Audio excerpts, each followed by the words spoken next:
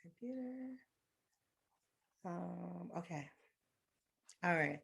The first thing, okay, I'm not even gonna tell y'all what I want to talk about until Terry is up in here. Where is he? Anyway, where is my phone? Log in, Terry. Let's see.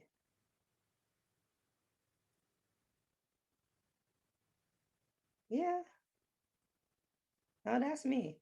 Okay, I was just making sure that the link I gave him actually worked. Hey. Okay, I don't need to test that again. I'm waiting on him. It's official. He's over there on Facebook telling all the people that he's ready and he needs to just be here by 1. If you on time, you late. Where you at, Terry? Where you at? Just press the button. Log in. That's all you have to do. Okay, so let me make sure I can see my friends. Huh? On Facebook. Yep. There they are. Okay, so let me make sure I can see my friends. Okay. Hey, Bob. Hey, everybody. You know what? Facebook? This is like crystal clear on Facebook. Okay. If I do say so myself. Let me make sure I can see my friends. Make this silent on Facebook. Hey, Bob. Hey, everybody. You know what? This is like crystal clear on Facebook. Okay. If I do say so myself. Let me make sure. Maybe I just shouldn't be watching it. Make this silent on Facebook. Hey, Bob. Hey, everybody. You know what? This is like. Okay, maybe if I just get out of it. I'm just going to get out of it. If I do it. And let it roll. Okay. Fair. All right. So anyway, as I was saying, I'll just go down the list and you guys tell me what you want us to talk about. Oh, now he comes in the way. That's Terry.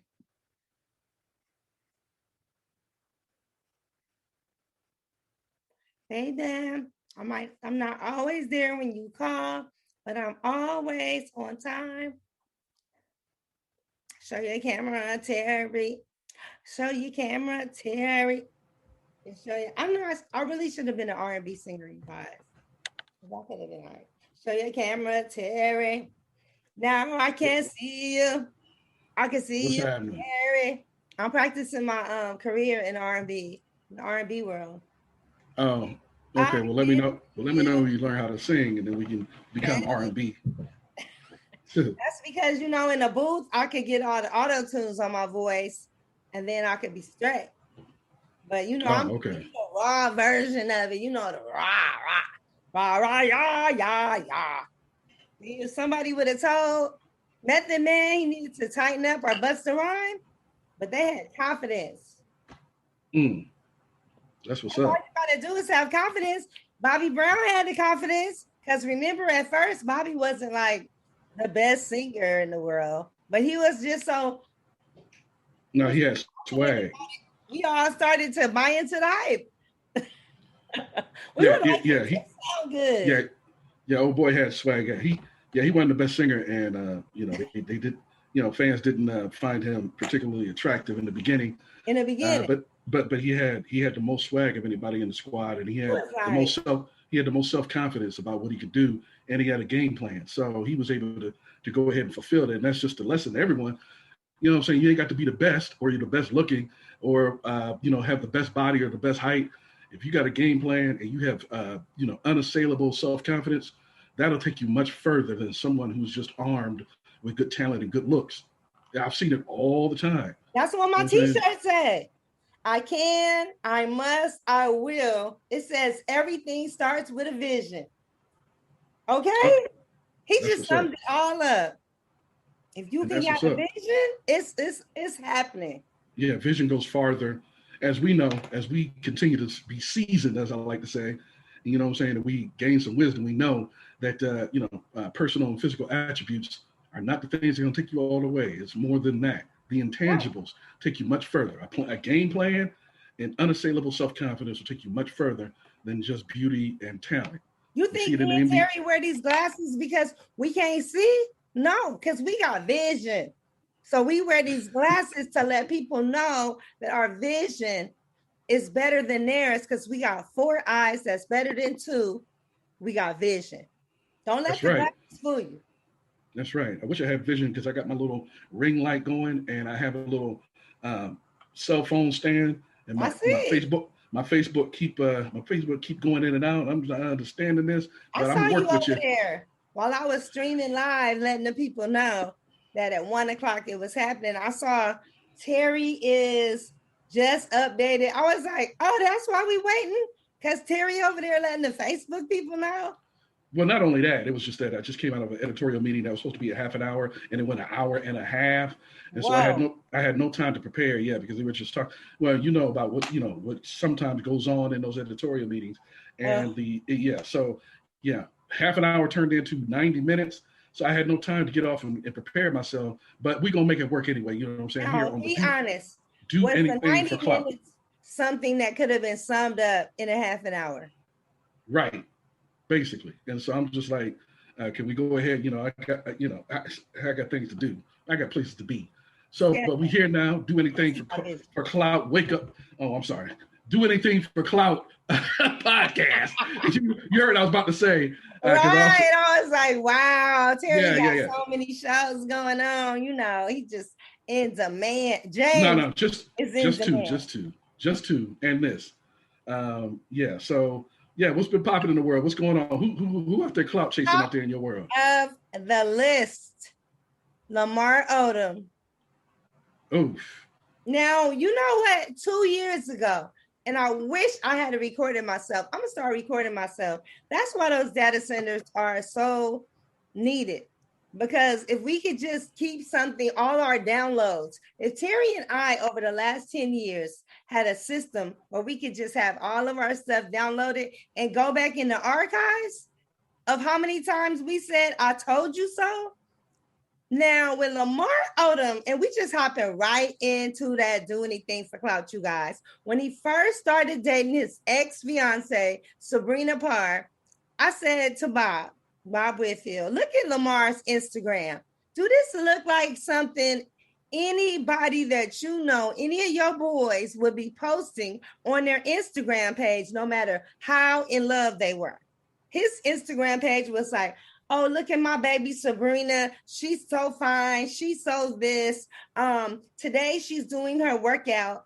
Today she's eating grapes on the beach, like every day. I'm like, no man is going to be sitting there every day just posting his girl all day, post after post after post. She's obviously typing everything on. I'm like, do Lamar even look at the Instagram? Okay? Because the ex-publicist told it all. No, I was very suspicious. You and I discussed this, Terry. The ex-publicist said, what? First of all, let's talk about how Sabrina started off as Lamar's personal assistant. After she beat up Chloe because of Tristan, physically fought her over her man, then you have the audacity to go seeking Lamar Odom. Well, Chloe said she won that fight. Oh, Chloe said she won. Oh, maybe Chloe did win that fight. Okay. But I don't know. Okay. According to Sabrina's mugshot. Oh, I didn't have to go there.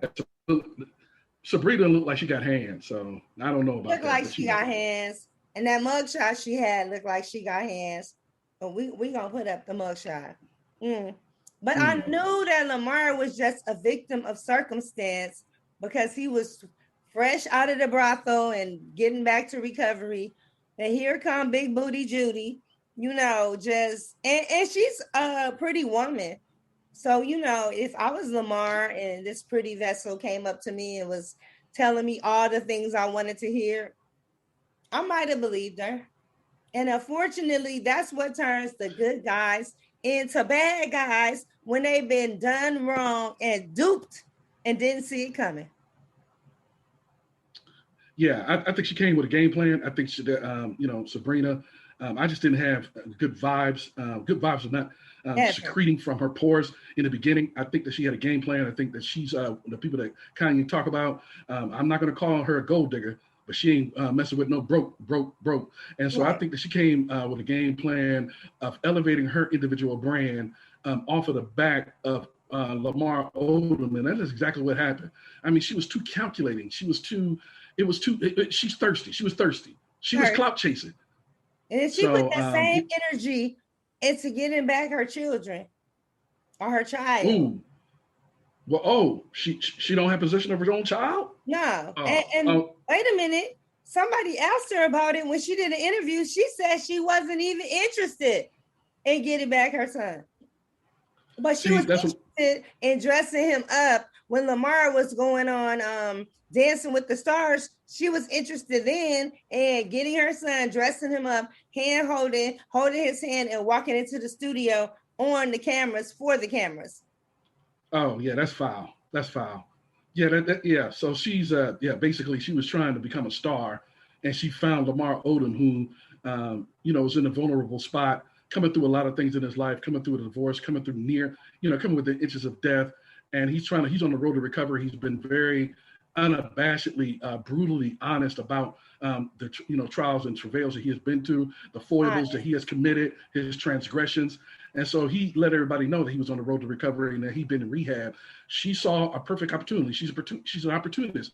She saw him from the tall weed. She saw prey from the tall weeds. Just like in the Serengeti jungle of Africa, she saw him in the tall weeds, and she went and pounced on that opportunity. And the opportunity, all right. Yeah, and so it worked because of Lamar Odom, people even know who she was. You know what I'm saying? Before, she was living and existing in deserved obscurity. Where she should go back to deserved obscurity. But the thing is that now she's a known brand because of her relationship with Lamar Odom, which is what I believe that she was after in the first place. So everything that she was talking about with her child and dressing her up, her child at convenient locations to make herself look good, she is a rodent. She's a rodent. Let me tell you, the publicist was working on Lamar's reality show, showing him coming back. Anytime you went from the brothel house to Dancing with the Stars, you already know this publicist was on her game. And then she said that when Sabrina came in as personal assistant and kept trying to, edge herself into the scenario, she ended up having him fire the publicist because she was like, this is not about you and him. This is about Lamar. And she was like, baby, we should have it about us as a couple, our engagement and all of this stuff. And then at the end, Lamar went on the reel this week and he said he didn't appreciate, first of all, they were filming the whole time, her and her manager, and they released the whole reality show without Lamar even knowing that he was about the reality show getting released. He knew he was filming it, but he would at least thought they would have said, oh, Lamar, we're about to send it to this network. I mean, he doesn't want to sue or anything, but Lamar, you are the brand. They should not use your likeness and your images. And he might have signed off on it. Who knows? But if I was him, I sure would pursue legal action because he should be getting a piece of whatever pie they got selling that reality show to somebody. Okay? He really should. Yeah. But that pillow talk is a mug because that publicist told him, she said, dude, she's taking over this. And he fired the girl. Actually, Sabrina fired the girl. He sat along and watched it go down, knowing this girl had begged, borrowed, and got, I'm not going to say stole, but she got all these people with a lot of money to buy into the Lamar brand because they all wanted to see him do better. And these wasn't Black folks that was buying into him and pouring all this love into his healing process. Yeah, and the thing about it is that she called him, and plus when you're in love, Lamar was whipped. She put it on him. You know what I'm saying? She put it on him hard. Oh no, wait a minute. They were abstinent. Remember? Yeah, they were supposedly abstinent. I think that when they first got together, they were not abstinent. That was just something that she was perpetrating. Another one of the lies that she was perpetrating to the public. I don't believe anything that she said. Everything that she said was calculated. It was pre-programmed. It was deliberate. It was premeditated. And so basically, she was trying to present this image of herself as a aerobics queen, as somebody who lived their life a certain way. But all of it was scripted and created. She cultivated this false narrative about her being a certain person that she's not. And so Sabrina Parr basically exploited and wrung out and drained all of the blood out of Lamar until there was nothing left. And then when he got tired of it, and he, basically was like, he's falling out of love. So it's almost like the drain from your head when you're in love. We've all been there. We've all been whipped. When the dopamine wore off. When the dopamine wore off, he was like, wait a minute, how did I get here? Who are you? Where am I? Right. And what are you doing to me? Like, you don't love me. You love what I can do for you. You love where I can place you. You love the fact that I plucked you out of deserved obscurity and put you on a national platform to everybody know where you are. And so now you're getting phone calls. You're getting deals with other companies. I saw her on Instagram. Her Instagram before Lamar Odom was kind of pedestrian and ordinary. There was nothing spectacular or special about it. All of a sudden, you taking pictures in these exotic locales. Now all of a sudden, you doing these photo shoots. Oh, they double dating with Nia Riley. They were double dating with Nia and her husband and all these other celebrities. And the celebrities were like, "Oh, she's so sweet." I was like, "Come on, y'all, open y'all eyes." So even Stevie Wonder said that this wasn't a good look for Lamar. No, I'm just kidding, Stevie. I'm not gonna put that on you. And unfortunately, well, we can't put it on it because basically the analogy or the allegory is real. Basically, even he and Ray Charles could see that that he was being duped, and that's an unfortunate thing about a very nice person, an honest person, a naive person, is that you are susceptible to basically what she was. She saw him in the tall weeds. She saw weak prey, and the predators go after the weakest, easiest prey to get to the meat, and she got her meat all the time. They don't go after the strongest animal to kill. They go after the weak and the young or the extremely old. Those who lag away from the pack. Episode of Behind Every Man, as if she was the woman behind what? Girl, like she made it all the way to the old level. I know. And the thing about it is that she doesn't follow anybody. She's an A-type personality. She actually has both gonads. She has both. Let's put it that way. I don't want to get profane, but I just think that she is the one who wears the pants in any relationship that she's in. She has to be in control, and it's about boosting her. Glad that Lamar finally got over it. I think that's what happened, is that he started to buck back, and then she found that she couldn't use him anymore, so she moved on and tried to call him broke, and he's still addicted. Well, an addict is always an addict. And you always are susceptible to fall off the wagon. So nobody's surprised about that. But the fact that you tried to talk about him on the way out the door after you used him to become famous, right? Man, get out of here. And now so basically, girl, bye. So basically, what she is now is that Sabrina Parr is a rapacious, money-grubbing parasite. She latched herself onto his skin, bled him through his skin, sucked until she got fed, and then when there was nothing left to eat, she went ahead and tried to move on another victim. That's basically what I hope the next man her life does his homework. I really do. If the next man has to do his homework. Now, okay, Terry and I had the privilege and honor to see our boy Rodney Perry live on the big screen and Coming to America too. And Rodney was so excited to be a part of this movie. Terry, what did you think about the movie? Okay, and first up, before I get into what talking about the movie, I wanted to go ahead and get into the give my congratulations and my shout out to my boy, both of our boys, Rodney Perry. There is something about accomplishing a dream that you work years, maybe even decades to get to. It's just a poignant, powerful moment. And so I felt that moment when he said, talking about he cried when he found out that he was going to be in his idol's movie.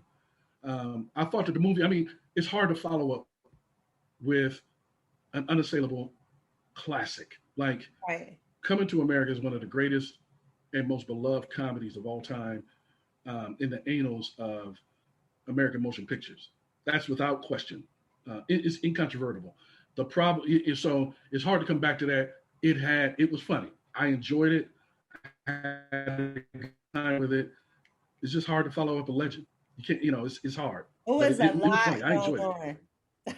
Yeah, there was a lot going on. Yeah, it was a lot going on. But I enjoyed it. I had a lot of fun. I had a lot of laughs. What did you think about it? First of all, I gotta say, Wesley Snipes did his thing. Okay? Wesley Snipes is such an amazing actor. We haven't seen him on the screen in so long, but you know how, okay, now I'm just gonna put it out there. Eddie Murphy's African accent, even in the first Coming to America, kind of remind me of Angela Bassett in Notorious. Yeah, oh my God.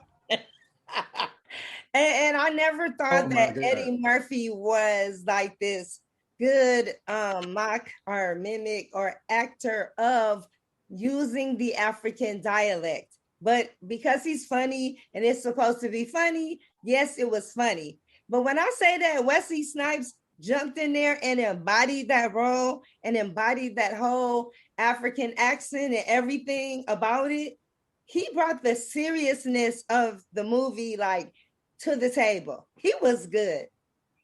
Yeah, one of the things I know about Wesley Snipes is that he always had swag.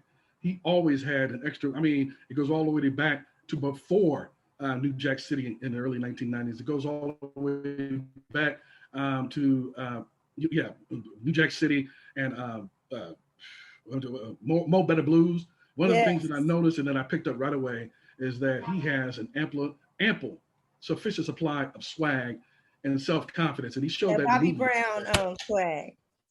Yeah, he showed that in the movie yesterday, and so he was one of the standout characters in that movie, without question. Now, what did you think about yourself? And Arsenio Hall's characters. See, you ain't telling us what you think about the movie. You're gonna ask me about the movie, but you ain't gonna say what you thought about the movie. Oh no, I thought the movie was amazing. Okay. I thought the movie was amazing because it was just so many moving parts that I have to watch it again. Because honestly, it was the end of the day. I was tired. And it's nothing worse than going to see something you really like when you're tired and you just can't fight being tired.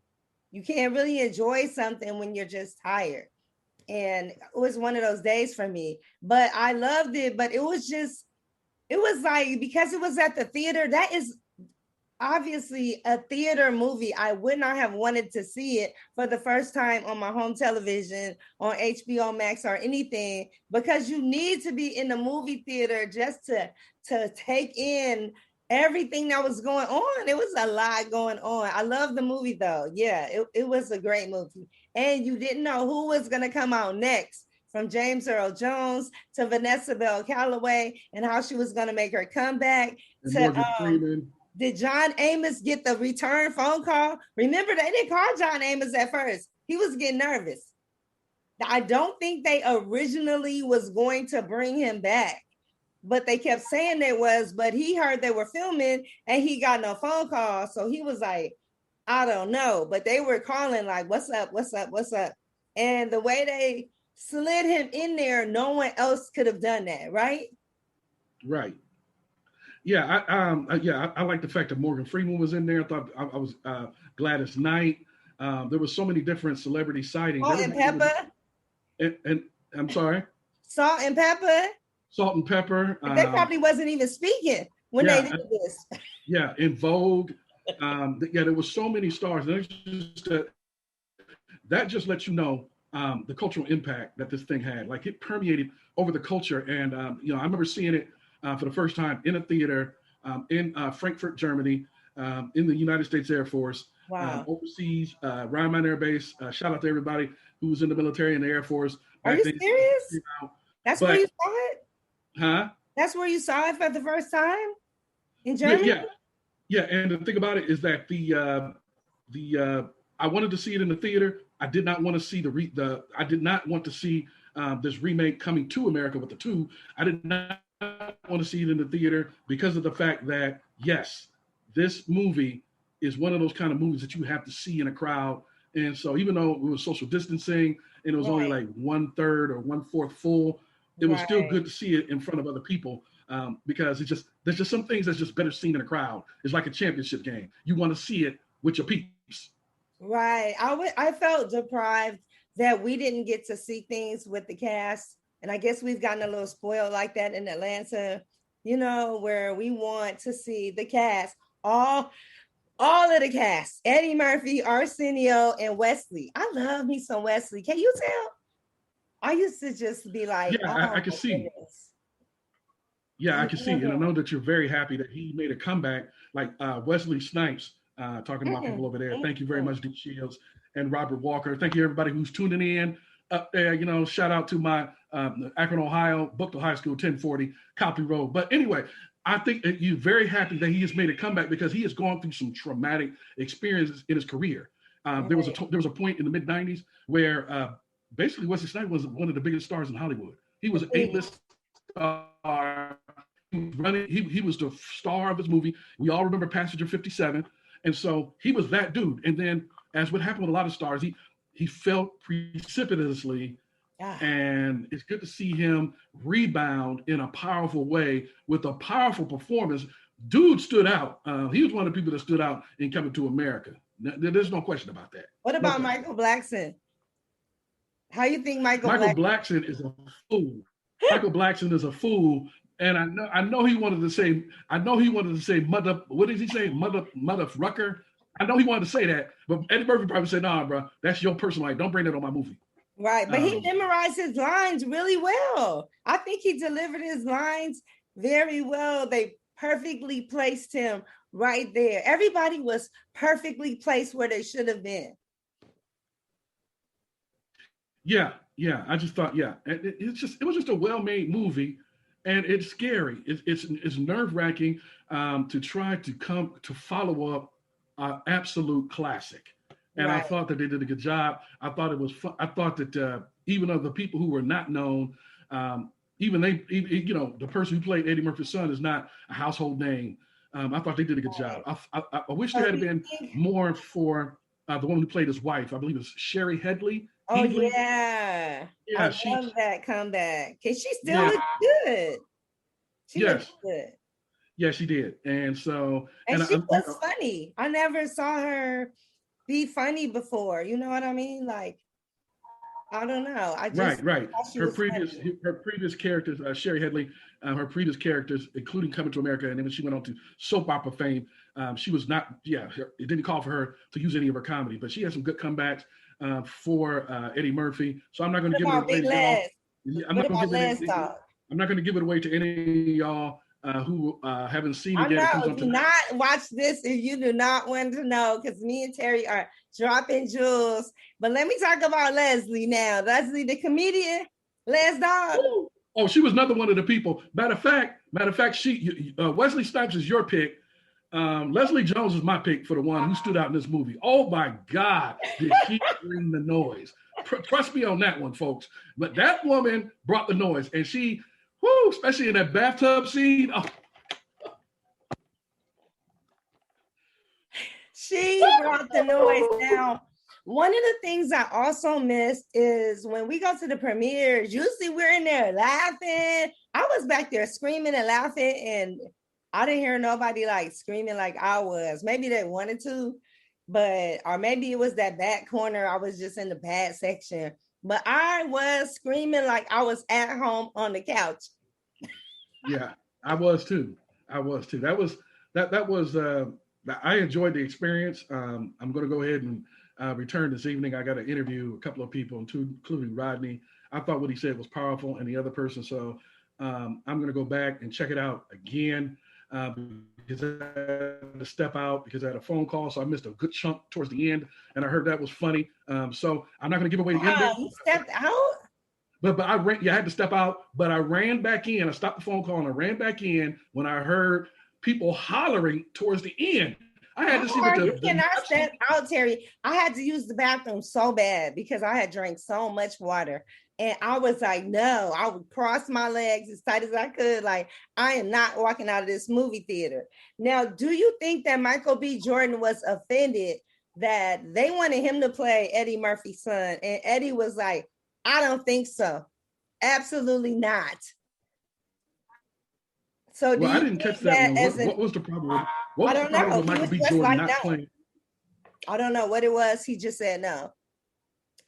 So do you think that he was, maybe they didn't want, because he's so popular, like, or he wasn't really part of the culture. So I think it was only proper that they brought in someone, since we didn't know who this son was, that wasn't unknown. So it didn't take away from anything, any of the classic part. I like the breath of fresh air. Well, the behind the scenes talk about the making of Coming to America, the sequel. Wesley Snipes finally got a chance to sit down with Eddie Murphy and told him how heartbroken he was, crestfallen he was, Wesley Snipes was, when he wasn't included in the first Coming to America. And Eddie Murphy finally revealed why he didn't cast Wesley Snipes in the first movie, which I thought would work.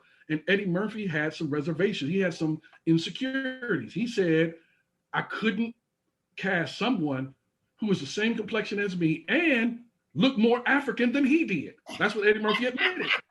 He said, "What you look at Wesley Snipes? He looked like he just got off the boat from West Africa. Wesley Snipes is the quintessential black man, like black.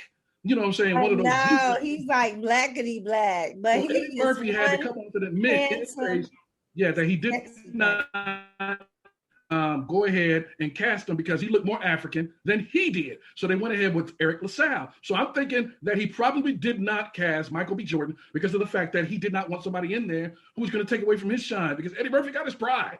He got his pride. So, you're not going to willingly cast someone in close to you who's going to outshine you, because he is a heartthrob. And didn't they just nominate him like sexiest man alive or something like that? And I'm like, I don't see it in Michael B. Jordan. I don't see what the ladies see. It's Wesley Snipes for me. Even in his old age, Wesley looked good. Oh, okay. He's in your age bracket. What are you talking about old? That means you old. I mean, what you talking about? He in his old age. And let me tell you, y'all hear this woman talking about Wesley Snipes is old. That means you old. No, Wesley, okay, what happened was that everybody has their time. Everything is like 60. How old is everything is 60. I don't know. I don't think he's 60, but we can easily look that up. Everything is cyclical. Everybody has their time to shine. In the 90s, Wesley was that dude. He was considered the heartthrob. He was the Hollywood heavyweight. He was the one starring in Passenger 57 and all those movies. He had his run. His run now is Michael B. Jordan's time. Michael B. Jordan is that dude, the dude, in terms of urban Hollywood stars who's considered a heartthrob and that the ladies love. You don't see it, but enough women see it. My co-host on the Rolling Out Amy Wake Up Call, she swears by him.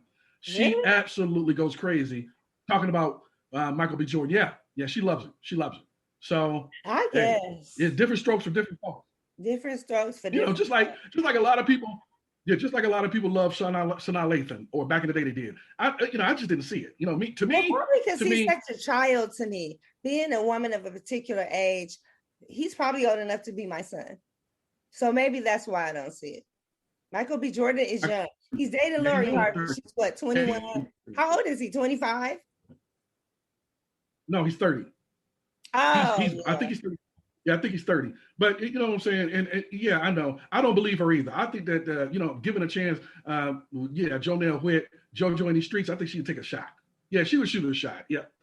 I think he would shoot her a shot. I actually asked Wesley, one of those movies he was in, and I asked him, if I could go to the movie with him and see it with him. He told me that he's never watched one of his own films. He said, as pretty as you are, sweetheart, I do not go see my own ish ever.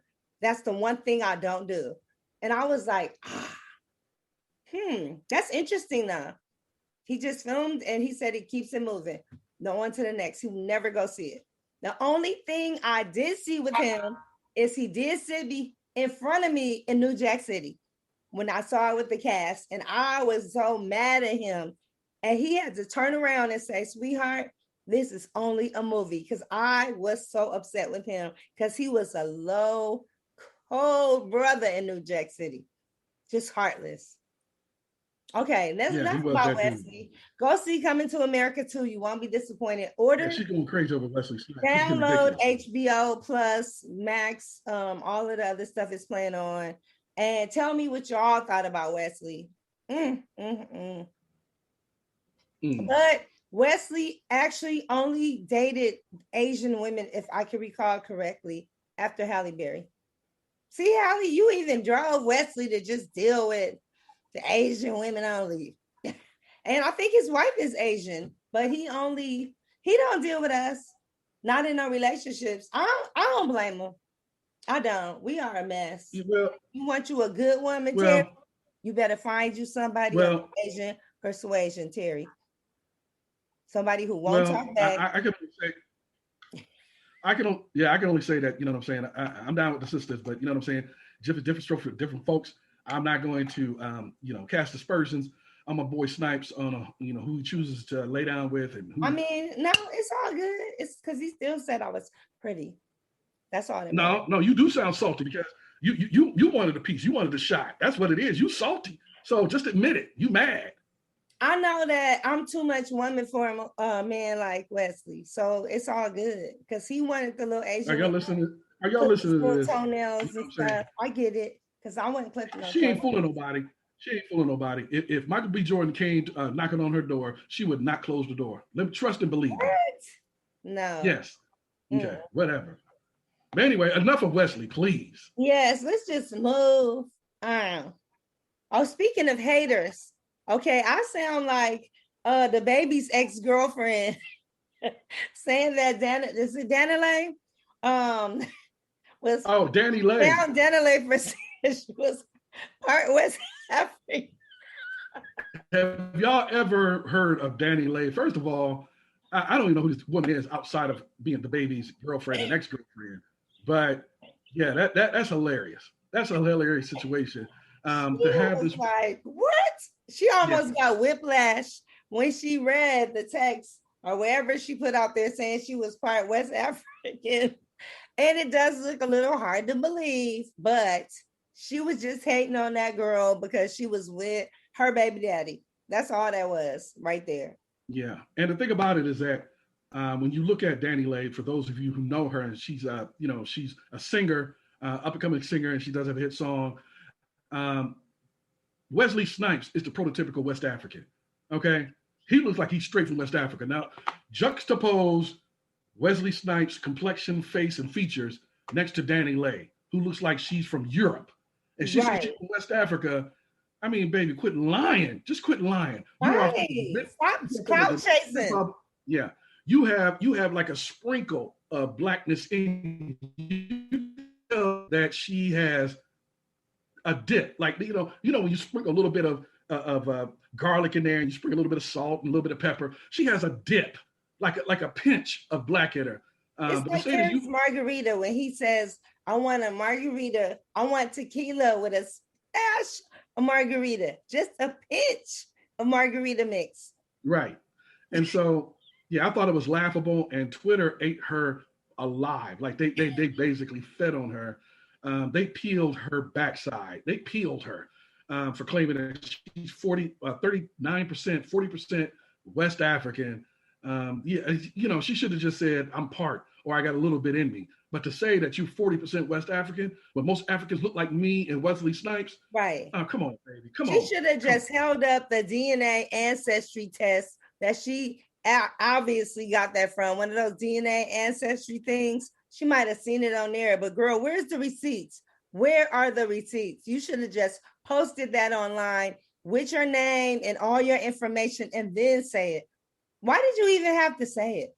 Like, why did it matter?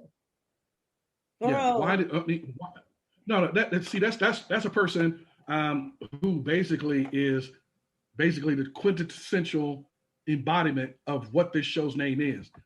It do anything for clout. And basically she's doing anything for clout. She's trying to get validated by the very people. And it's kind of interesting to me because of the fact that Dani Leigh, who could get away with and could pass for white, is fighting like hell to get in to be accepted by the most despised demographic in America. We are the most disrespected, undervalued, hated demographic in America, and you are fighting to get in with that, and you will even proffer some of these ridiculous lies in order to get in to this demographic. But you came out with a song that you tried to preview called Yellowbone, and in it you brag that the baby chose you because of your yellowness. Now, those two things don't go together. You don't ingratiate yourself with our culture. Pick a struggle, Dani Leigh. Right, pick a struggle. Pick a struggle. Yeah, you can't ingratiate yourself with the Black community by saying that somebody chose you because you got light skin.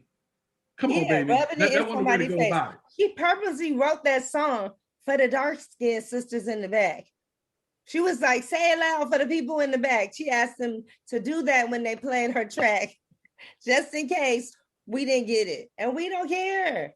Girl, you can have the baby getting arrested every other month for doing something stupid over and over and over again. And his team, he has a team of 82 people. Mind you, I worked in credentials, 82 people on board. 2% of them African-American, maybe the road manager and maybe one other person that was carrying the bags or something. And they keep pulling him out of all of these things. I wish they would stop saving him, because one day you're going to punch the wrong person and they're going to just take a bullet somewhere you're not going to recover from. God forbid that happens to you, but the baby, just cut it out. Stop getting into trouble. Stop feeling you could just punch people and do all kinds of crazy things because your team is going to get you off. Stop it. Well, I just think that this is not going to end. This is not going to end good. This is not going to have a good conclusion. With every time you turn around, the baby is punching somebody in the face. I'm not understanding why somebody from his team he can't seem to corral in his own emotions. So this is going to end badly. Off of his paycheck, and they're letting him just be the spoiled kid because they're all eating off of him. That's why. Yeah, they're all eating off of him. The baby is, arguably one of the best rappers out there today, at least the hottest. He has the most shine. He's the marquee rapper. Everybody wants him at the shows. Everybody wants to book him. Everybody wants to see him. Everybody wants to listen to his album. So he's that dude right now. But the problem is that I don't know, maybe it's a Cleveland thing because he was born in Cleveland, Ohio. Not a Cleveland even though he was raised in Charlotte. He has been in North Carolina. Ain't he in North Carolina? He was born. No, what I was about to say is that he was born in Cleveland, but he was raised in North Carolina. So it was just like a Michael Jordan thing. Michael Jordan was born in the Bronx, but he was raised in North Carolina. So the baby was born in Cleveland, but as a young kid, he was taken out of North Carolina, and that's where his roots are. That's the only thing he knows. But anyway, I just don't know what it is inside of him that makes him so irascible and so temperamental. Like he has a temperamental.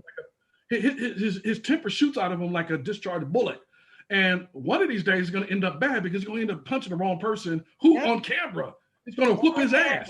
Because we all have somebody who, right. Or like you said, Jonelle, somebody is not going to bother fighting him. They're just going to pull out something. So he needs to get his temper under control. And if at anything, let your boys handle it. Don't you do it yourself. Why are you doing it? Why? I don't even get that. Like, whoever is on his team, if the baby's team is listening to this, you guys save yourselves and your future paychecks by getting this man's temper in control. Get him some anger management classes. Get him some help. Find out where the root of this problem is coming from, because you can't just keep lashing out at everybody and thinking that there's no no repercussions, or you're going to get off every time. You're not going to keep getting off time after time after time. Now, no, I don't know if this sounds like a broken record, but Soulja Boy, again, is under the scrutiny of Teddy Riley's daughter. Yeah, that's D Child's girl, Soulja Boy. Wow, what a character. Soulja Boy. But then again, so is Miss Riley. So is that Riley child. She's a wild child.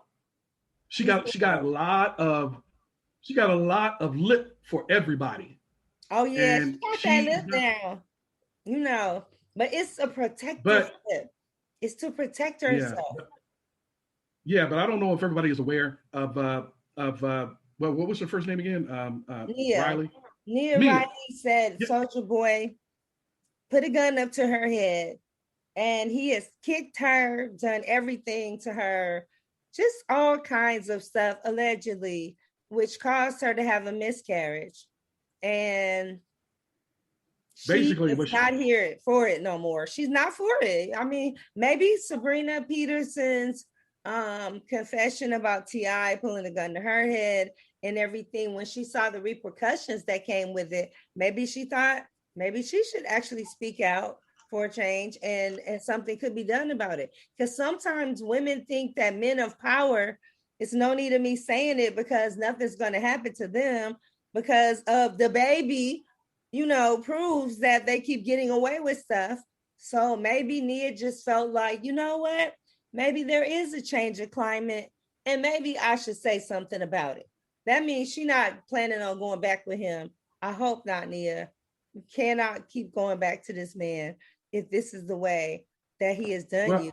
Well, okay, so here's the situation. Dig deep, so Nia Riley, the daughter of, I said, dig deep, Terry. Let the people know. Dig deep. Let them know what happened. Yeah, so Miss Riley, she went on to the Tasha K podcast the other day, and she explained that he deliberately kicked her in the stomach, which induced a miscarriage in her. And so basically she said that Soulja Boy knew that she was pregnant when he kicked her in the stomach and caused, basically he's accusing her of killing her baby. That's what he's accusing Soulja Boy. Now, the problem is that they've had many run-ins on the show, Love and Hip Hop Hollywood, and some of which that showed that Soulja Boy put his hands on her, pushed her, pulled her, yanked her hair.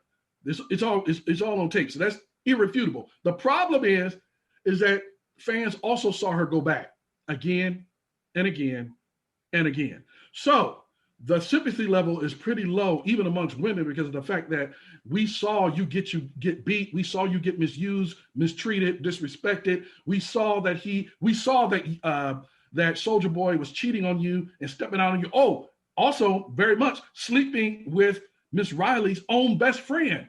So, and then you went back to him. So the thing about it is that the fact is that her daddy begged her to leave him alone and just either come stay with him if she needed to, but just leave this man alone and move on. Nia, don't be with somebody like this. He's pleaded with her time and time again. Yes, and the thing is that so you're going to go back Nia Riley is going to go back several years or a couple of years. She's only 31 years old, so hopefully she learns from her own mistakes. But she's a very strong-willed, can we say strong-willed? She's the daughter of, obviously, music producer, legend, savant, Oracle, New Jack Swing creator, Teddy Riley. So that is her father. And so because she grew up privileged, rich, didn't have to really work for anything, she does have a little bit of a sense of entitlement, in my opinion. And so she wants what she wants when she wants it. And that collided with someone else who has a strong A-type personality like Soulja Boy, who is a star. He's a multimillionaire on his own. So they clash because they both have strong personalities. And so the problem was that Nia Riley, when they would argue, she would keep it going. And then he would keep it going and she would keep it going until they both laid hands on each other. But they both kept going back to each other. So that was a problem. So eventually something bad was going to happen. And she says it happened when he kicked her in the stomach. Now, he got fired from Love and Hip Hop Hollywood because of the fact that after season 3, he And this is also irrefutable because he went on Twitter to threaten her life. And so the producers of Love and Hip Hop Hollywood fired him. But she went back again. So I don't know. I mean, hopefully you're just recapping with Tasha K what happened to you. But Soulja Boy has not been able to. They've reached out to Soulja Boy, but he hasn't responded yet in terms of if this is true. So he's been silent on the matter. So it's alleged. So just because she said so, don't make it true. He hasn't had confirmed or substantiated or denied that his domestic violence or alleged domestic violence induced the baby's death or the miscarriage. So let's put that out there. Alleged. Right. And we're sorry that had to happen to you, Nia. We're sorry that any woman who loses, her baby, if you know what it's like to be a woman and pregnant, to lose your baby from the act of someone that you made the baby with, of all people, purposely, allegedly did this to you. If that's the case, you have our sympathy, and we hope that you're able to, to recover from this physically, because that can cause, a lot of things to women to happen with the next pregnancy. So I don't know how you're doing, if that was a long time ago, if it was recent. I'm not sure of when the list of events took place. That I'm not sure about. But I do know finally she had the courage to come to Tasha K, of all people. Ladies, I'm not going to say that, Why you say Tasha K of all people? What you trying to say? I'm just saying that bloggers, especially bloggers who like getting likes and live for likes, and that's how they make their money, they may not be the best source of comfort and places to go, especially for your stories to have like validity. People might not take it as serious if this was like the best source that you could go to kind of get this out. I mean, on your level, you probably could have took this to People magazine and they would have did the same interview for you and probably shed a little light, got you some counseling and some other stuff. People magazine, do you think she's big enough personality? Well, being the daughter of Teddy Riley and with Soulja Boy's notoriety, and with all these bigger mainstream outlets also wanting likes and hits, I think that if the story was presented to them properly and it was about her getting help, I mean, remember with Mayetta and Neo, all the people who took Mayetta's story when her and Neo broke up all the way to page 6 and did an article on it. So yeah, I do. But at least she went to page 6 and told her story and everything. Remember about Neo making her get her tube side, allegedly making her. That's why I'm saying allegedly. And this is similar. You lose a child in death because of violence. Like, yeah, I think people would have picked it up. There is the hip hop side of entertainment of people, or either page 6. But Tasha K, no, I'm not stuck. Oh, no. Moving on. No, I froze on that one. Like, oh, okay. Well, what happened was that I think that a lot of urban stars, African American stars, feel more comfortable providing with a sympathetic ear. Somebody who can provide a sympathetic ear. The mainstream publications like People and others, they want the story, but they don't necessarily care about what happened to you, what does happen to you, and how you turn out. They just want the big story. Tasha K does. Well, I'm not saying that Tasha K does, but she probably has some vestige, some vestige of compassion for her situation, because Tasha K undoubtedly has probably been in one of those situations herself. I can see Tasha K being in a volatile relationship. Can't you? I can see that. I can see Tasha K's man being in a volatile relationship. Well, that's what I mean. So no, I can see him being in a volatile with Tasha, like laying them hands on him. But I don't know. I don't see it for Tasha. I just don't see her putting up with it. No, but I'm thinking that she probably just went to an African American because I think that they understand. You have a favorable audience. People magazine doesn't care anything about Teddy or his family, his legacy. They barely even know his legacy. You know what I'm saying? As famous as he is, as great as Teddy Riley is, People Magazine don't care about Teddy Riley. We do. Oh, and so I'm thinking that, yeah, and so I think that going with somebody who looks like you and can provide a sympathetic ear, I think that's why she went to somebody black. Now we could debate about, the validity of going to Tasha K, but shout out to Tasha K. I can't be mad at her. She secured the big interview. Yeah, she got it. You secured, and it went viral. So shout out, I got to give her props, give her flowers. But you're right. She probably could have went to, any number of people to get that out. But I think the Tamron Hall show. Let's just go to Tamron Hall. If we just gonna go to the lower fruit of the media world. Damn. You went there. Damn. Not the Tamron Hall. It's like the lower, but she did do that Damian Hall interview talking about something. I don't know. I just know that everything I ever put up on Aaron Hall and Guy, the numbers went big when Damian Hall went on that show. I didn't know what happened that weekend. I'm just saying, because if you do go to someone like Tasha K and it's a serious matter, it can get misconstrued as doing anything for clout because of the audience that she's getting and the fact that it probably will go viral because she's on Patreon, Clubhouse, everything else. And she just interviewed Funky Dineva about their dispute about him and Michelle Brown. I mean, well, here's what I can say about Tasha K. Yes, she might be her audience. She has a particular audience, and at least she's being true to herself. And the fact that she was the one that broke that story, I think she got it before everybody else, even mainstream. That Kevin Hunter's baby was being born in a hospital in Philadelphia. Right. She's the one that broke that story. So at least if she's going to be messy, she's the best, and she's the best at it. And she goes out and get that story. So she works hard to get that story. So I got to give her props on that particular thing. And the fact is that, we could debate about her authenticity. We could debate about, whether or not she was a good forum for Nia Riley. The thing is that, just like Wendy Williams, I got to give her props. I don't like Wendy Williams. She's messy as hell. She would never go to Tasha K. But Wendy does get that story. Wendy gets. And Sabrina Peterson also confided in Tasha K. And she was like, I talked to her for like 3 days, and she talked to her off camera for 3 days. But then she came on and told us all the stuff she told her and turned around and badmouthed the girl. And I'm like, I felt like she came to you because she felt like you would be giving her a listening ear. You know what I'm saying?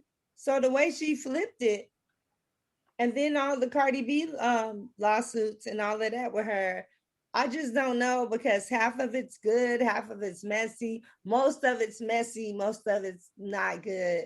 So I just felt like there could have been a better source of sympathetic ear that was still, because it's like, are you trying to get help? Are you trying to get sympathy?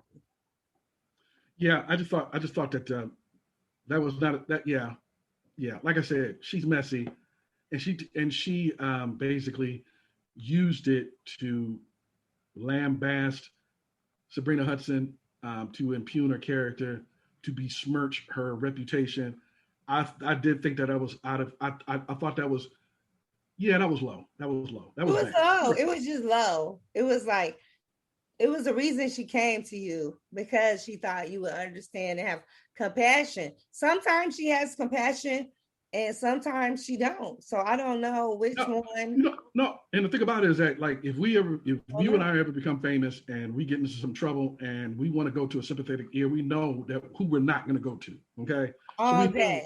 Right. So the thing is that at least she's honest and true to her character. We know who and what she is. So Tasha K does what Tasha K is going to do, and she's good at it. She is good at it, honey. If I was Sabrina Hudson, I would have never considered going to that particular person to do my interview. So I got to kind of blame Sabrina Hudson. She could have went to anybody. She could have went to a whole number of people. Everybody wants that story. Like, if she came to me or the company I work for, I would have taken that story. So she had options. So basically, actually, this is on Sabrina, not Tasha K, because Tasha K is the definition, the very definition of what Maya Angelou said. Hold on. What Maya Angelou said. When Maya Angelou said, when they show you who you are, believe them. So Tasha K showed who she was. So when Sabrina went to her, that's Sabrina Hudson's fault. I ain't got no sympathy for her. She could have went to somebody else. She could have went to you. She didn't. That's her fault. Right. Yeah, you're right about that. Yeah. Anyway, who else is chasing for clout out here? Who else is doing anything for clout?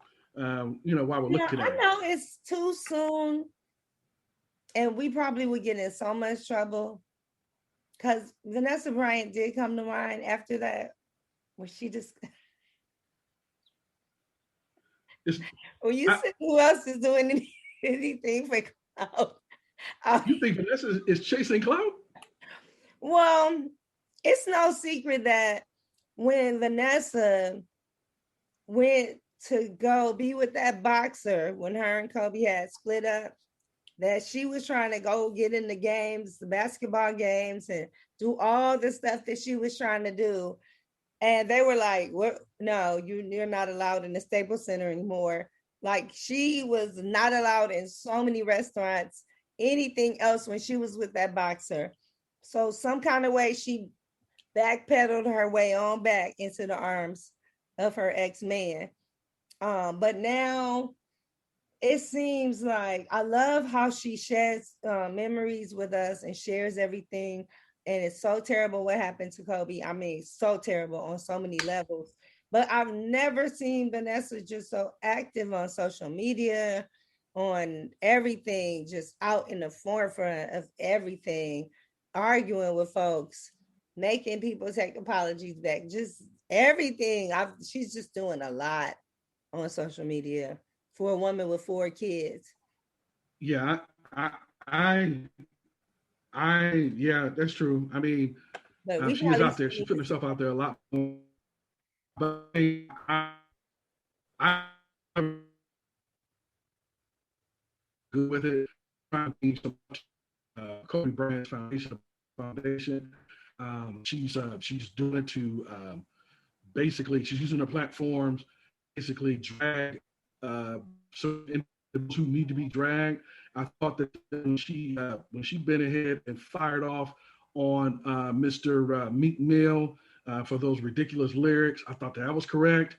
I thought I was happy that she went after the white actresses, Abigail Disney, that one of them, and the other one, his name is Rachel Wood, who called Kobe Bryant a rapist in the hours after his death, after the crash of 7 and 9 people died. Yes, I am happy that she dragged them by their fake hair and fake noses and whatever else they got that's reconstructed. Yes, I am glad that she checked them. So using her form to protect the legacy of Kobe Bryant and to blast people who misuse, because the lyrics to Meek Mill's song, it didn't make any sense to me. Why would you go out like that? Like, if you lose it and you're depressed, I might as well go out like Kobe. That's not a salute to Kobe. That's not paying homage to Kobe. Meek Mill was wrong. It was leaked to something that hadn't even been released and probably would have been changed after they went through everything, and they wouldn't have said that. So we wouldn't even knew about that he said that if she wouldn't have blasted him. I don't even know how she got it, or if he was trying to promote his album, but it actually turned out that you were not, like, you don't want to get album sales putting stuff out like that. Nobody is going to support you. Come on now. You're doing the wrong things. You're arguing with Tekashi 6ix9ine. You're leaking out Kobe stuff that is just rude. Like, Meek Mill, you going down the wrong path.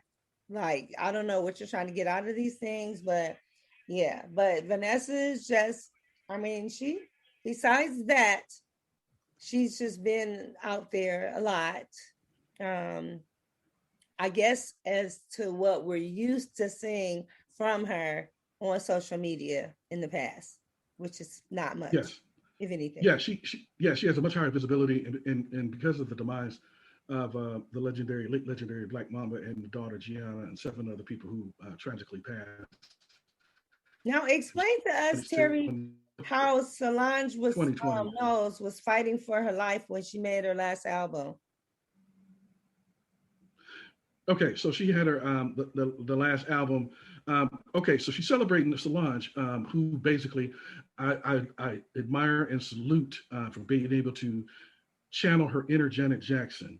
And what she did was that she successfully stepped out from the gigantic shadow of a much more famous sibling, as Janet did back in the 1980s with Control album. Solange did so in the new millennium, stepping out from the gigantic shadow of Beyonce and carving out her own indelible niche, a niche that she has.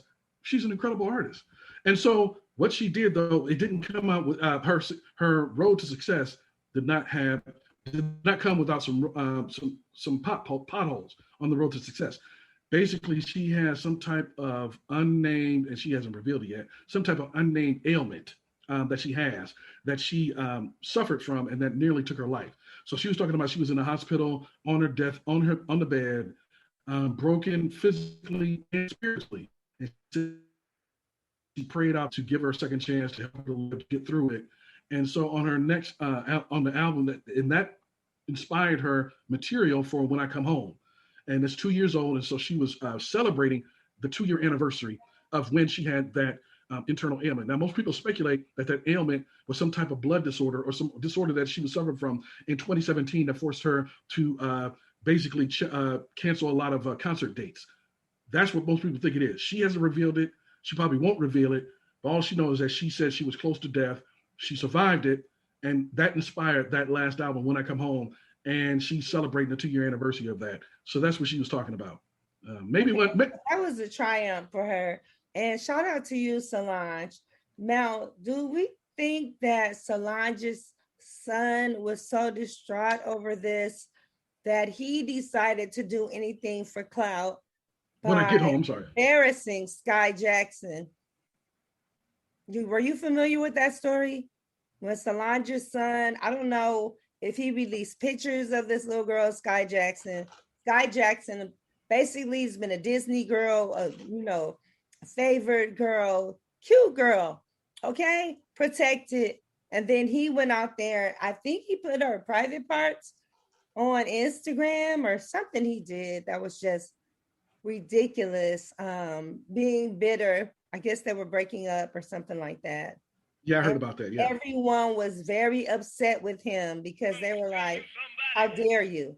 How dare you who didn't have to work hard, for everything you've got. And here this little girl has had to bust her butt, to get auditions, to get the part. Because being cute when you're Black doesn't necessarily mean you're going to get it, okay? So she has worked her butt off to build a name for herself all the way up to Dancing for the Stars when we really got to know who she was. And America looked into who is this little girl and what is her background, because she was working it on Dancing with the Stars. And then he just came along with this big old thing of salt, pouring it all over everything. And wow. Yeah, that was heinous. That was egregious. That was reprehensible, and I'm sorry that she was subjected to that. That was terrible. Did he issue an apology ever? I never heard one, but I don't know if he did. I mean, I could check to see. I didn't hear one. What was? Yeah, I don't think there was one, but he might have given one privately, but he should have given one publicly if he gave one at all. What was the girl's name again? Skye Jackson? Yes, Skye Jackson. Yeah, man, that is just so reprehensible. That's almost criminal. I mean, did he get brought on charges for that? No, nothing. I know that in the state of California is against the law, but every state doesn't have that law. Yeah, but of revenge. Auntie is Beyonce and your uncle is Jay-Z, your mom is Solange. Even the family didn't issue any kind of apology on his behalf. He's old enough to know better. And that was just rude, crude, lewd. And anybody else, had it been Clarence Thomas, he would be behind bars for it. Yeah, I can't speak strongly enough to how objectionable, reprehensible that was. I just thought that was just an egregious. That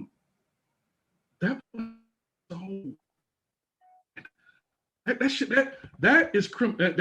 be criminalized in every state. Revenge porn should be criminalized in every state. I know you can get in trouble in California, but not every state has enacted that law.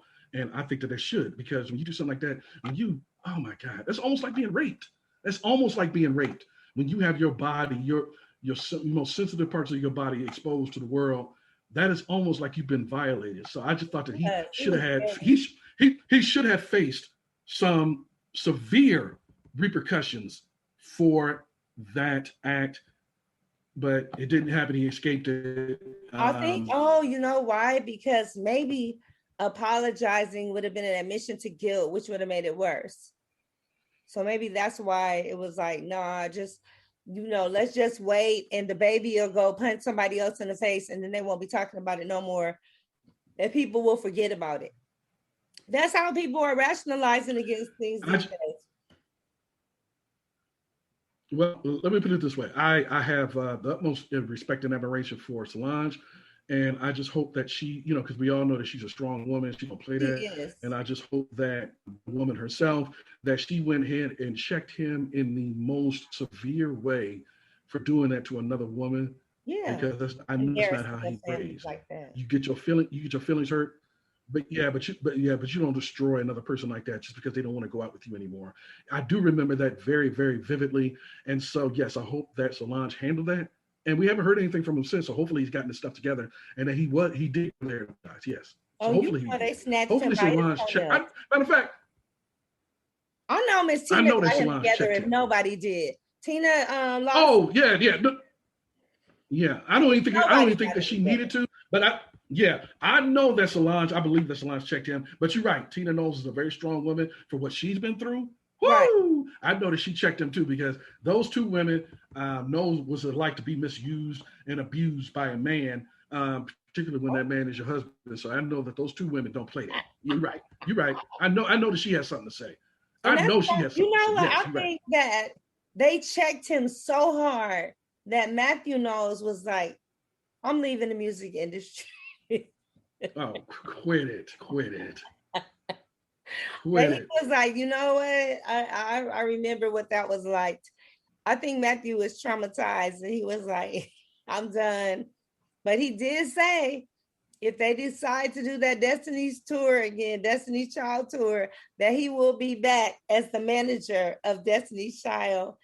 He did add that 2 cents in there. Well, I guarantee that if they do reunite, that he won't be the one chosen to be the manager. There's a reason. Well, he owns Destiny's Child's name. He owns the name. He owns the brand, which is probably half the reason they probably like, we're not doing nothing. Right. That's probably why they haven't done anything. And I think that what they're going to do is that if they do ever get together, they're just going to use their individual name or call themselves something else, or maybe alter their name a little bit, just like Escape did when Candy didn't want to go finish the tour. Escape changed his name just slightly.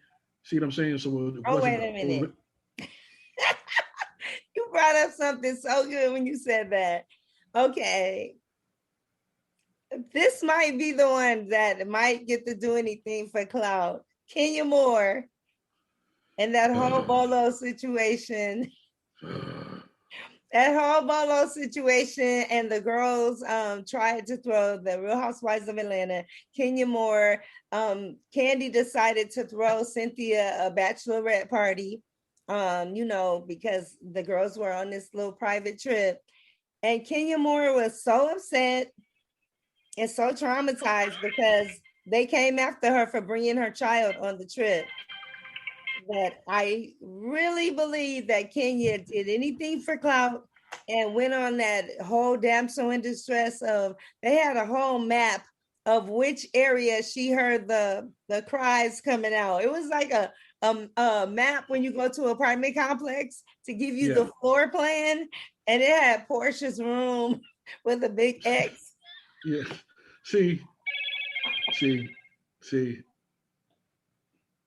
And Porsha was so upset. She was just like, the whole time that she was saying her story and what happened, she was just lost for words. Like, and then BOLO was like, is there Amber Alert?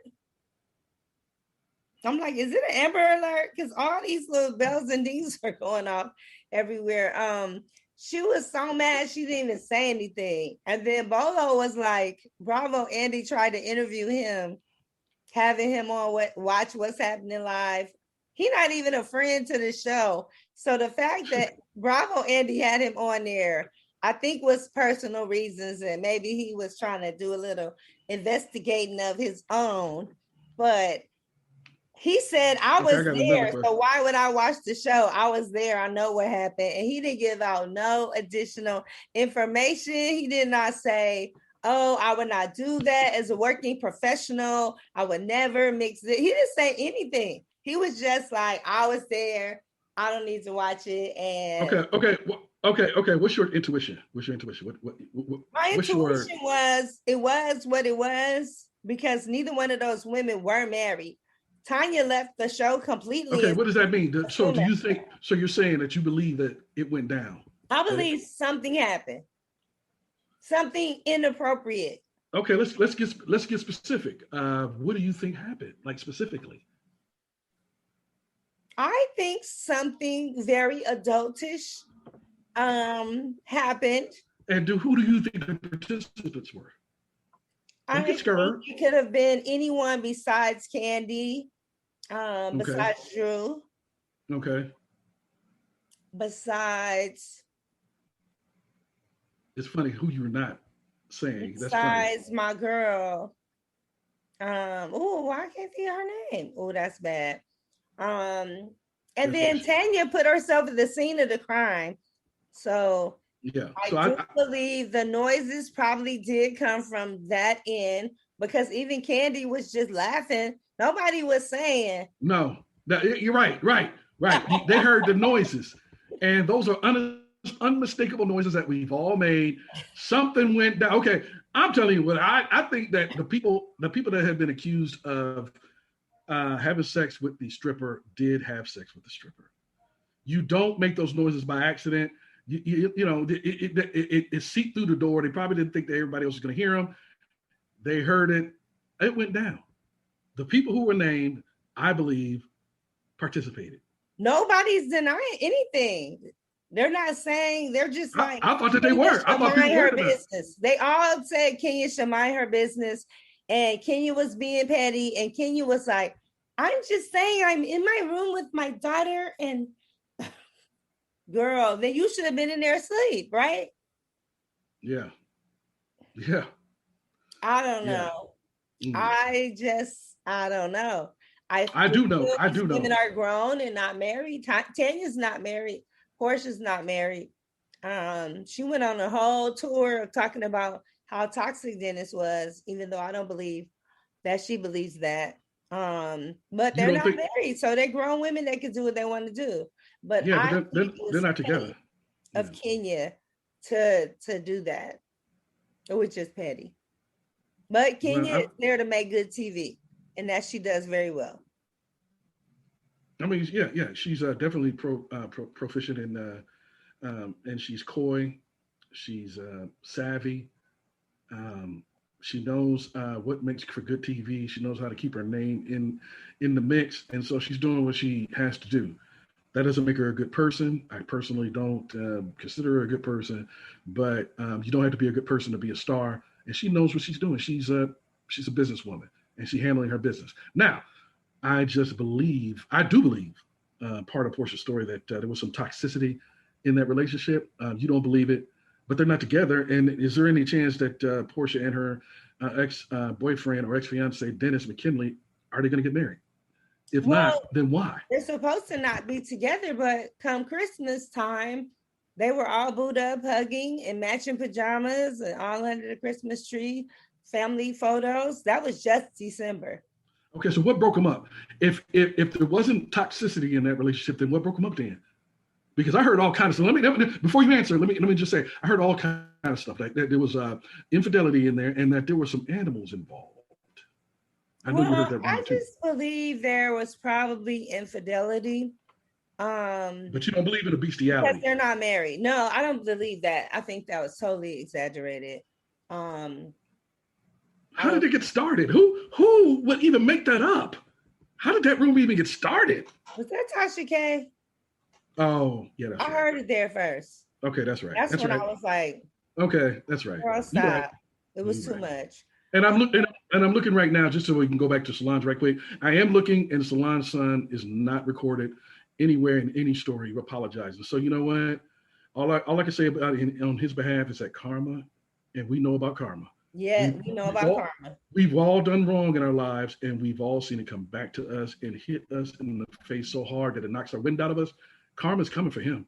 If you don't apologize and try to write that shit, boy, the universe is going to repay that boy, and it's not going to be pretty. Anyway, let's get back to McKinley. Or Tasha K. You were talking about Tasha K. She's the one that brought up bestiality. Okay, I wonder where that came from. I wonder where that started. That's the only place I've heard it from. Okay, nobody else has said anything. I didn't either, except that one time. And Porsha denied that part.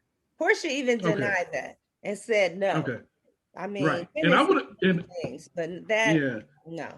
Okay, I would have dismissed them getting back together, but you don't just have a man come over during Christmas to visit with the child and then be in matching underwear and matching pajamas. No, that spells something a little bit deeper than that. So maybe her mom's boyfriend, the baby, and him and her were hugged up. His hand was all wrapped around her big old booty, and they were all booed up, and they were with her mom and her boyfriend.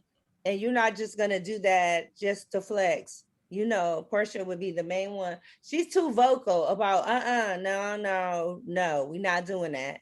And posted the pictures herself. You know what I mean? Right. And I know she loves her baby daddy. Okay, she do. But I think that because of his lifestyle, and he's opening up all these nightclubs, and he's opening up hot dog factories, he's traveling, he's not one place long enough to just sit there and be this homemade family just sitting there, like, you know, the Olsens back in the day. Like, that's not gonna happen. He's not a Little House on the Prairie type dad. He's no Michael, what was his name on Little House on the Prairie? Michael Landon. Yeah, they're not gonna have that type of family. But for someone like Porsha, who maybe only has to film so many days out of the year, that's scheduled, you're done with Dish Nation by 10 o'clock in the morning. Like, you got the whole day ahead of you, especially if you're not during filming time. So you will miss the absence of a spouse or a boyfriend if he's all over the world doing everything, you know? Yeah.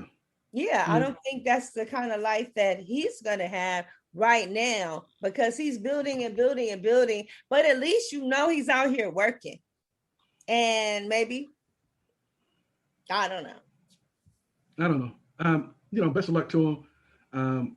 When you have matching pajamas on Christmas, when you choose to spend Christmas with your ex and y'all have matching pajamas and y'all booed up, that means y'all getting back together. It's more than just coming to see the child. No, that's not the situation. That means y'all slept together. Y'all spent the night together, and so that means that y'all back together, but you haven't been ready, or you're just trying to give them a chance.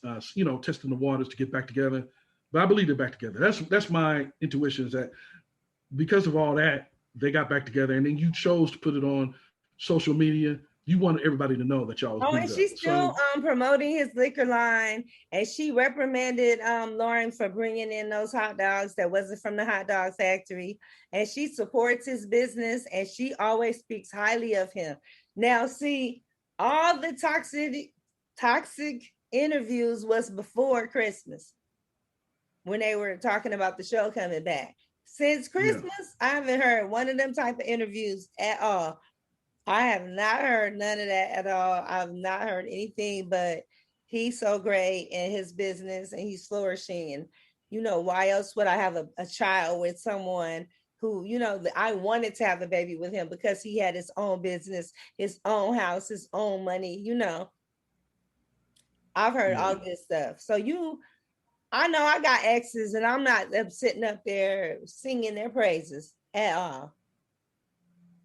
Yeah, neither am I. So so this is a situation where they're back together. Just haven't made it official, and maybe it's because she's testing the water slowly. But you don't promote somebody and you don't spend time at Christmas of all times, boot up in matching pajamas. So they're back together. That's my feelings about it. Yeah, I feel like they are, and I feel like they're like, just let's. But yeah, but I also think that she got a groove on at that stripper party.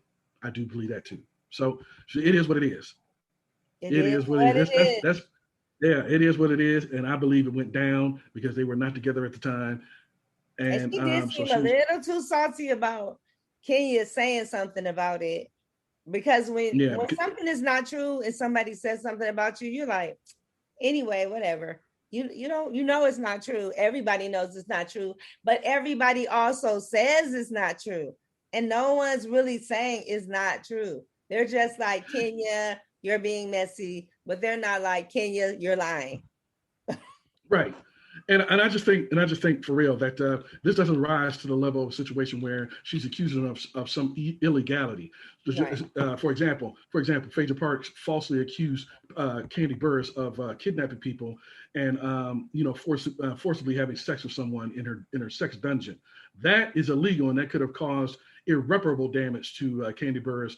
Much less could have subjected her to some legal problems, including prison or jail. That's not the situation. This is only a situation where she's accused of having sex with a stripper. And so for her to get that upset about it lets me know and leads me to believe that she had sex with that stripper and that she's also back with her ex-boyfriend. And that might have even accelerated the rekindling because McKinley's out there somewhere out there doing the thing, and then he hears about what's going down with the stripper, and he's like, somebody else getting a taste of my woman. Let me go back and grab that. That's what I think happened. Refusing to film since that happened, she's refused to film or go back to the show because her man was like, oh, that's what we doing, and for her to walk away from a check because of that, And like Kandi said, why would you place yourself at the scene of the crime? You were like, I was in that room with her on. Like nobody even asked you to say that. But Tanya's a little dippy and she's not, a little Canadian, and she's not thinking, why would I say that? Like you didn't even have to implicate yourself there. No one asked you. Yeah, and don't blame that on Canada because Drake is from Canada. He's not that dippy or naive. That's just her personality. Don't even put that on Canada. That's her. I don't know. Drake did sign the Young Money. Yeah, but naive. He did sign the Young Money at a young age. Right. Yes, but look at where it's done for. Look at what it's done for his career. Yeah, that's true. He got people. He got people. I mean, he got good people. Yeah, because in terms of commercial success, Drake is already one of the most successful commercially artists of all time. Not just rap, but music. This dude is selling records out the ass every time he drops something. It's breaking records here, breaking records there. Every time. So it worked out for him. It worked out for Drake. But in terms of Tanya, that's just her. She's just a loony a little bit. She's just out there. She's just out there a little bit. And bless her heart, there's nothing wrong with Nia Riley. She is really sweet though. She is really sweet. Right. She's sweet, and just like Porsha is sweet, but she has been accused of being a little bit light in the head. And so, but there's nothing wrong with her. She's not evil. She's not calculating. She's not malicious. So Porsha, I wish Porsha the best. All I know, Porsha, I wish Porsha the best. I wish her the best in the relationship, but I know that she did some mattress acrobatics at that stripper party. She was pillow dancing at this. Blame it on the blame it on right. Right. Or she can blame it on a lack of getting any good loving, and she was just hot down there. She was hot in the ass. Blame it on the Henny. Right. She was just hot in the pants, and so she had a piece of eye candy, and she couldn't restrain herself. Somebody made noise from out of there. Somebody did. Somebody did. Maybe somebody was making noise. You know how they have laugh tracks? Maybe it was one of those tracks. I was trying to give everybody the benefit of the doubt, but when there's no benefit, sometimes you do have doubts. So I don't know. That's why people do anything for clout, because when there's no benefit, we have doubts. I don't know if that makes sense. Who's winning this? So my clout chaser. Got to wrap it up. Who won? Well, my clout chaser of the week is it's a tie between Sabrina. Sabrina Parr and Nia Riley. I'm going to go with Nia Riley because of the fact that this is years old, and why would you go to this particular person to basically divulge something so secretive and something so sensitive to Tasha K? I think that you wanted to maximize the amount of people who would see it, hear it. It didn't make any sense to me to go to that particular person who's going to only use it for her own benefit. I think you wanted to ride that wave, and I think you wanted to blow this situation up. Why do it when this happened allegedly 3 years ago or 2 years ago? Why come out now about it? What exactly objective were you trying to achieve? So as much as I love Teddy Riley, and he is a major part. He played a major part of my soundtrack of my childhood. He's a revolutionary. But that daughter, I don't know why she went out. I don't know. First of all, I don't know why she stayed with what's his name so long, Soulja Boy. But why would you use Tasha K to come out with that? My clout chaser of the week is Nia Riley. Who's yours? And I love Lamar for the person he's trying to become now. And he almost lost his life, okay, in that brothel just due to depression and Kardashian back attack, okay? So Sabrina, shame on you. Back attack. Shame on you, Sabrina Parr, for using this man, for putting out a reality show and not even giving him okay, we got the show. I know we're not speaking. Here's your percentage. This is the way it's going to work. Can we have your bank account information to wire it to? Oh, I forgot. I already have that information. Yeah. So yes, yeah. You have a tie. That is she's a Black Widow. She's a Black Widow spider. No, I think I vote that she wins. When I'm thinking about it more and more, I think that Sabrina Parr wins. She is, like I said at the top of the show, she's a rapacious, money-grubbing parasite, and she nearly sucked the life out of Lamar Odom. I hope that he's on the path of recovery and that he believes in winning, that he continues to believe. Just when he was coming back. Just when he was coming back, and she saw a vulnerable prey, and she pounced, and she fed on his flesh. So the winner is actually not Nia Riley. The winner is Sabrina Parr. Sabrina Parr, hands down. Yeah, she gets it. Do anything for clout winner for this week is Sabrina Parr. Sabrina Parr. We ain't even got bells and whistles for that one. We just got. I'm gonna have to buy some because we need some sound effects. We need to go pick up some sound effects. Sound effects next week. Yeah. Okay. So thank you, everybody. And I didn't pull it up. Where is my garage pen? Well, thank you, everybody, for tuning in this week for Do Anything Clout. Do Anything for Clout. We're usually on Thursday afternoons at 1 p.m. Please tune in next week. We're going to have some more outstanding situations for you as only JoJo in these streets and I can bring it to you. So in these streets, we'll be back next Terry week. Is out here finding out the clout chasers. Terry, are you going to be in these All-Star Weekend streets, finding out who's chasing clout? Just slightly. I'm not interested in getting into. I go to a situation like tonight. I will go out and go to the screening of Coming to America, and just go and do a couple of interviews and to see the part that I missed. But they're having another where there's social distancing and is there another? Same time, same place. Yeah, really? Same time, same place. Yeah. So. Yeah, it's going to be all of the same people, and there's supposed to be more celebrities there. That's what I was told, but I don't know for sure. That's same time as yesterday. Oh, okay. That would be nice to see since I could see the parts I kind of dozed off on. Yeah. So, you know what? That's foul. But anyway, that's Other than that, I'm not going to do any non-social distancing situation where people are not wearing masks. I did it at Jocelyn's Cabaret. And that was. You felt like you need to get a COVID test when you left there?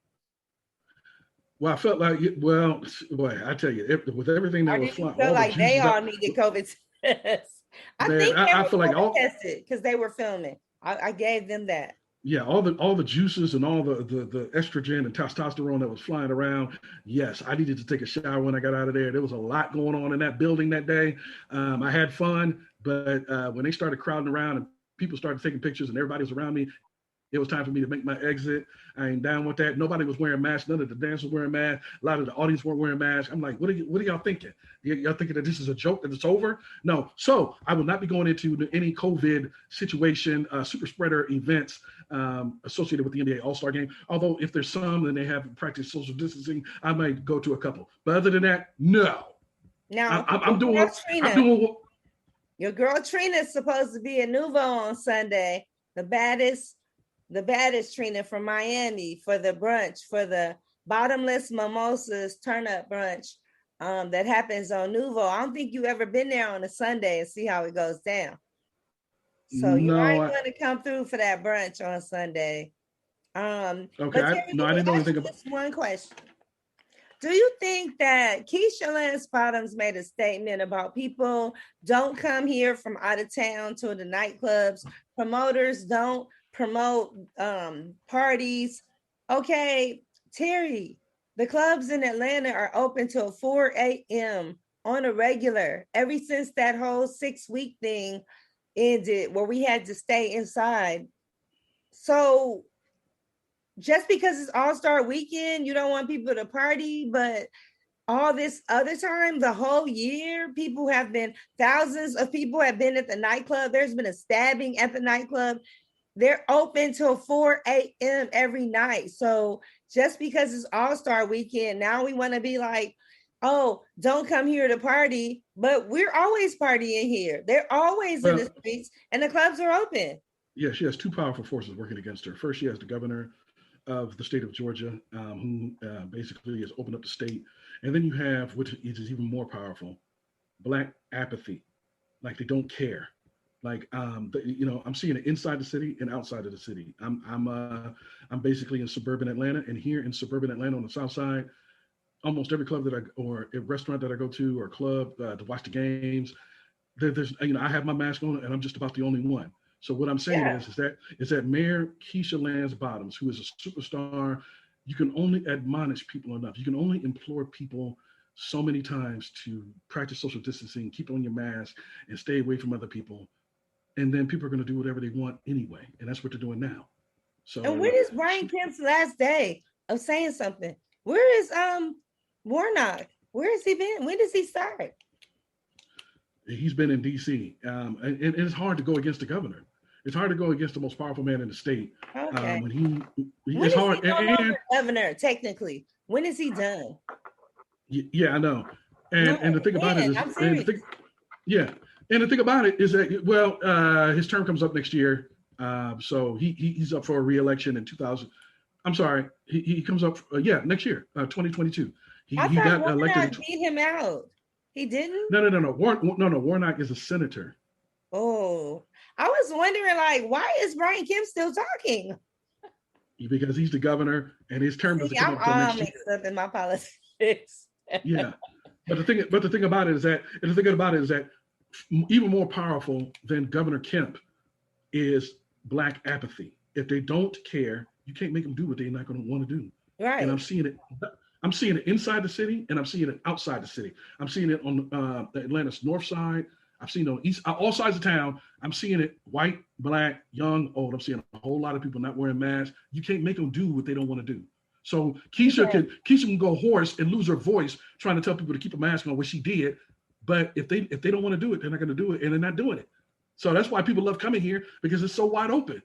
Oh, that's and Young Jock, they said on the morning show, they were like, okay, these are the things to do. And I said, we should write this article up. Things to look out for. He said, do not lock your car doors because they're going to break in your car.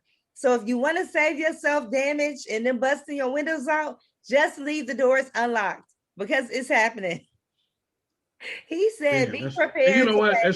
$100 to $200 for parking, because they were charging $70 to valet park the car for 2 Chainz joint on Peter Street. The valet is $70. So they said this weekend, be prepared to pay $100 to get in the club and $200 to park. And if you're not prepared to pay that, then stay home. Don't even go out. And that is so true. He said, keep your head on a swivel. because stuff is going to be happening left and right. So you better keep your head on a swivel to turn around and look at everything going around. No, and as funny as that is, I shout out to Young Jock for saying that, because as funny as it is true. Leave your doors unlocked and take all of the valuables, or leave it at home. Keep your head on the swivel. Take your wallet out of your back pocket and put it in your front pocket. Right. So it makes it harder for it to get snatched up. Take it out of your purse. Don't even bring your purse if you don't have to. Don't even bring wear a fanny pack. Don't even. Right. Don't even bring a purse or a wallet. Matter of fact, just stick your money and your credit cards in your front pocket, where you know it's harder for people to get in there, because it's going to be a lot of people on there on the head on a swivel. And I do it every time when I used to go every year to Essence Fest down in New Orleans. You got crowds of people are packed on top of you. You know those people in that crowd who are predators, and the only thing they're looking for is to snatch stuff up. Yep. So they're right. Actually, I shout out to King Jock for saying that. It's funny. It's pathetic, but it's true. True. It's true. Take MARTA. Look, just take MARTA. Don't even drive, because that will take you right down to the State Farm Arena. Now they have you been to the new hotel, Reverb? It's directly across the street from the Mercedes-Benz Stadium. That hotel was built for NBA All-Star Game, because it has glass rooms at the bottom where they can take the players right across. They can eat in these private rooms. iHeartRadio, the music is playing. They got a rooftop. I mean, that is a nice hotel, and it is brand spanking new. It's not an old hotel converted. They built that hotel like that, literally across the street in no time flat. Yeah, that lets you know about the will of people. That lets you know the will about people. When they want to get something built right away, it gets built, and then it takes like 9 years to redo a street or but we still got potholes. They could build a whole hotel, but every pothole downtown on Boulevard still exists and on Spring Street. Every single pothole is not filled. Yeah, that shows you about the will. When you have the will to do something, it gets done. And I think Atlanta took a page out of a Los Angeles book. As you know, downtown Los Angeles has a beautiful ass hotel right across the street from the Staples Center, where the players don't even have to go outside. They can go right through either a tunnel or through the walkway way up above. And so it's the same thing. So I think Atlanta took a page out of Los Angeles playbook in terms of getting a hotel right across the street from the arena, so that so that the players can stay there, and they're right next door to where they're going to play. And there's no transportation issues. So I think a shout out to Atlanta for following success. Yeah. LA was the first to do it. LA was the first to do it. There are hotels across the street from Madison Square Garden. They're probably going to be hotels being. There could probably going to be hotels being built right across the street from the one in the Bronx. In Brooklyn with the Jay-Z's team, the Brooklyn Nets. There's probably going to be one across the street from that arena, if there's not already. And Atlanta is following a successful playbook. Get hotels right next to the arena for the players. They're going to charge. And if you see a water boy at the corner, do not stop. Oh my God, no. He said, if you see a water boy, just drive through the light. He said, do not stop for any water boys this weekend, because they know that this is the weekend to be on the come up. Don't talk to them. I mean, they gave some really good advice from the out-of-towners that they told not to come in, that we know are definitely. The airport was lit last night. I heard it was so packed from everybody flying in. Well, then it's on and popping. I won't be there. Everybody who goes down there, just be safe. But you're going to do what you want to do. And so, just God bless you all. I'm not going to be a part of it, because getting a good story or getting a good photo is not worth my life. Y'all have fun with it. Right. I'll be watching the All-Star game from where I always watch the All-Star game, right here. You know what I'm saying? Right here in front of the TV. I will go cover events. Down at Tom, Dick, and Hanks, Terry. I promise. And I see you down there watching the game. You said that Serena's going to be at Nouveau. Yes, she will. Her and Brian I don't know what they're going to be doing there. I'm sure she won't be performing, but no, I'm saying it's a brunch on Sunday. Yeah, it's a brunch on Sunday from 11 a.m. to 4, and it's a bottomless mimosa, $21. All the mimosas you could drink, and the brunch is really, really good. That's what's up. That's what's up. I usually work on Sundays, so have fun. Right. Let me know how that goes. Yeah, yeah, right. but I think that would be a good opportunity because she is one of those hip hop luminaries. She is a pioneer. She was doing her thing back in the day. So shout out to Trina and shout out to everybody who's going to be in town. Just do what you're supposed to do, and if you don't want to do it, oh wait a minute. One last thing I had to share with you. That's so funny. So did you see on Angela Stanton's Instagram page? She put the picture up of Michelle Obama having the conversation with Zaya Wade. They were in conversation, and Michelle Obama said in the Q&A session that I am so proud of you to Zaya, Dwayne Wade's son daughter. Right. So Angela Stanton not son daughter, daughter. Yeah. So Angela Stanton said for Women's History Month, Michael Obama is presenting Zaya Wade to the world as an inspiration to all girls. She said, man, listen, no one has pushed the agenda harder than Michael and his husband. I'll never, ever support encouraging little boys to become women. This is a 12-year-old male child. But I thought about when she said Michael, how you always call Wendy Wendell. Uh-huh. And she was talking about Michelle Obama saying Michael and his husband.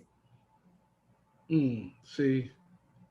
Angela Stanton is hilarious. And she has over 1,300 comments about that. And she didn't even care if they was going to be mad at her or not. She was like, wow, they actually want him to inspire our sons to be girls just like him. And we're not going to comment on that because we love Michelle Obama. Yeah, I can't. That's explosive. I'm not prepared to answer that. I'm going to say something wrong, so I'm going to leave that alone for right now. I don't even want to talk about that next week. I just had to share it with you because every time I see something crazy, I'll be like, oh, I can't wait to share this with Terry. That is just too much for me right now. Yeah, I'm not going to say anything. I can't. Yeah. This for that laugh track. Anyway, thank you, everyone. Yeah. Thank you, everyone, for coming out. Guys, keep your head down and please just stay home, probably for the best part. All right. I hope I'll see you tonight, Terry. All right. I'll see you tonight. Okay. Bye. All right. Peace.